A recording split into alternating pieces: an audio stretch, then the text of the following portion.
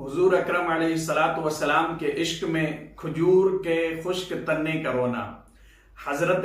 جابر بن عبداللہ انصاری رضی اللہ تعالی عنہ سے روایت ہے کہ حضور اکرم علیہ الصلاۃ والسلام ایک خشک تنے پر خطبہ ارشاد فرماتے تھے، لیکن بعد میں جب آقا کریم علیہ الصلاۃ والسلام کا ایک ممبر تیار ہو گیا تو میرے مصطفیٰ کریم علیہ الصلاۃ والسلام اس ممبر پر خطبہ دینے لگے۔ جب ممبر پر چڑھے تو اس وقت وہ جو کھجور کا خشک تنا تھا جس پر آقا کریم علیہ الصلاۃ والسلام پہلے خطبہ فرماتے تھے تو وہ زاروں قطار رونے لگا، اتنی آواز سے رویا کہ وہاں موجود جتنے بھی صحابہ کرام تھے مجھ سمیت ان سب نے ان کا رونا سنا۔ اور پھر مصطفیٰ کریم علیہ الصلاۃ والسلام اس کھجور کے خشک تنے کے پاس تشریف لے گئے